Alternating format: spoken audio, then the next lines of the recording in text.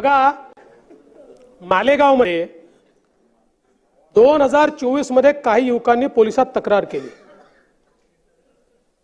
की 114 कोटी रुपयाची बेनामी रोख रक्कम या ठिकाणी खात्यांमध्ये आलेली आहे। एक आरोपी सिराज मोहम्मद आहे, 14 लोकांचं पॅन कार्ड आधार कार्ड वापरून 14 बँक खाती ही नाशिक मर्चंट सहकारी बँकेत मालेगावमध्ये त्यांनी उघडली। या 14 खात्यांमध्ये 114 कोटी रुपये जमा झाले आणि नंतर ते सिराज मोहम्मद आणि 21 लोकांच्या खात्यात त्या ठिकाणी वळते झाले। पोलीस, ईडी, आयकर विभागाने ज्यावेळेस याची चौकशी केली त्यावेळी असं लक्षात आलं की हा व्यवहार एवढ्यापुरतं सीमित नाहीये।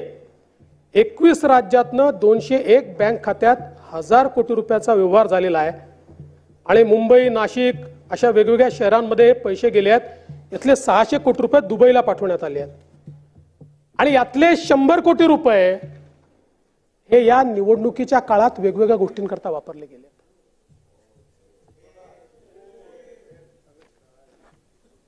या ठिकाणी खरं म्हणजे आता तर याला एक प्रकारे एटीएस च्या माध्यमातून हे दहशतवादी फंडिंग आहे असं समजून ते एटीएस कडे हा तपास गेलेला आहे। पण निवडणुका जिंकण्याकरता आपण कुठल्या स्तराला चाललो आहोत आणि एवढंच नाहीये,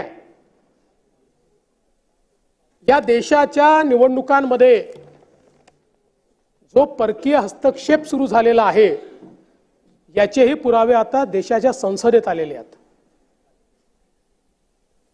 आपण सगळे एकमेकाच्या विचारांचे विरोधक आहोत आणि तुमच्या देशभक्तीवर माझी शंका नाही आहे, पण दुर्दैवाने आमचे विरोधक